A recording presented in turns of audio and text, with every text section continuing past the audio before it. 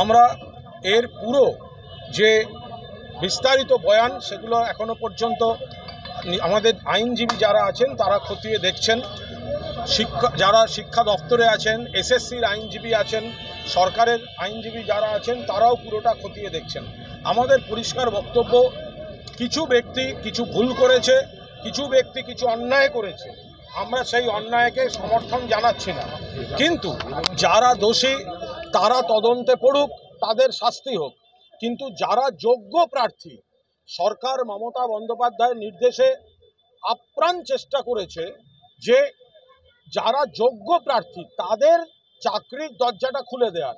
আমরা কখনো দুটো বিষয়কে মেশাতে চাইনি। যারা অন্যায় কাজ করেছে, অন্যায় করেছে, পাপ করেছে, আমরা তার নিন্দা করছি, কিন্তু যারা একসঙ্গে গোটা বিষয়টা নিয়ে রাজনীতি করছিলেন, আমরা বারবার বলেছি যারা অন্যায় করেছে তাদের শাস্তি হোক, কিন্তু যারা যোগ্য প্রার্থী, যাদের কোনো ভুল নেই, তাদের জন্য যেন চাকরির দরজা বন্ধ না হয়। এবং রাজ্য সরকার এই মর্মে তাদের পরিকল্পনা হাইকোর্টকেও জানাবার চেষ্টা করেছে, বারবার তাদের সাবমিশনে রেখেছে, কিন্তু যেভাবে সকলের জন্য একটা অনিশ্চয়তা তৈরি করা হলো, এবার আইনজীবীরা ঠিক করবেন, সেটা তাদের ব্যাপার, আমার বলার অথরিটি নেই যে এই রায়ের প্রেক্ষিতে তারা সুপ্রিম কোর্টে যাবেন কি যাবেন না, পরবর্তী পদক্ষেপ কী হবে তারা দেখবেন। এর আগে আমরা দেখেছি ত্রিপুরায়, অন্য রাজ্যেও দেখেছি, ত্রিপুরাতে বাম জমানায়, সিপিএম জমানায়, ত্রিপুরা কত ছোট রাজ্য, আমাদের বড় যে দুটো জেলা, 1.5খানা জেলার মতো হবে, সেখানে 10,000-এর প্যানেল বাতিল হয়েছে এই ভুলভ্রান্তির কারণে, কত ছেলে মেয়ে বিপদে পড়েছে।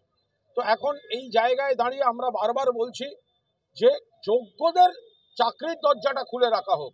আদালতের রায় কিন্তু যোগ্যদের প্রতি সুবিচার হয়নি, বা ভুল সংশোধন করে সরকার যে চেষ্টাটা করছিল সেটাকেও আদালত সেই চেষ্টাটার মাধ্যমে যে ছেলে মেয়েদের যে উপকার হতো সেই উপকারের দরজাটা আদালত খুলে রাখেননি, ফলে এই জায়গা থেকে এই রায় দুর্ভাগ্যজনক। একটা কথা বলি যে গত সপ্তাহে আমরা বিরোধী দলনেতার মুখে শুনেছিলাম বোমা পড়বে, তৃণমূল বেসামাল হয়ে পড়বে। উনি কি এই বিষয়ের ওপর কোনো ইঙ্গিত করেছিলেন? আমি জানি না উনি কি বলেছেন, কিন্তু যদি কোনো বিজেপি নেতা আগাম পূর্বাভাস দেয় এবং তার পরিপ্রেক্ষিতে তারপরে দেখা যায় হাইকোর্টে কোনো রায় হচ্ছে, তাহলে তারপরে যদি কেউ বলেন যে যারা বোমা ফেলবে বলছে, তাহলে বোমার সূত্রটা, বোমা বাঁধার কাজটা হয় বিজেপি অফিসে বসে হয়েছে, নয় হাইকোর্টের উঠোনে বসে হয়েছে। যদি যোগসূত্র কেউ আবিষ্কার করেন বা খুঁজে পান, তিনি তো অন্যায় করবেন না। যদি এই বিষয়টাকে ইঙ্গিত করে কেউ বলে থাকেন বোমা পড়বে, তাহলে বোমাটা বাঁধা হলো কোথায়? হয় বিজেপি অফিস থেকে বেঁধে হাইকোর্টে এসছে, আর নইলে হাইকোর্ট থেকে বেঁধে বিজেপির কাছে গেছে। এই দুটোর মাঝামাঝি তো কিছু হতে পারে না। এখন কি ভেবে কি বলেছিলেন তাদের ব্যাপার। আমরা আইন, হাইকোর্ট, বিচার ব্যবস্থার প্রতি সম্মান করি, কিন্তু এই রায়টা যোগ্য প্রার্থীদের জন্য রাজ্য সরকারের যে চেষ্টা সেটা সফল হওয়ার ক্ষেত্রে প্রতিবন্ধক হয়ে গেল।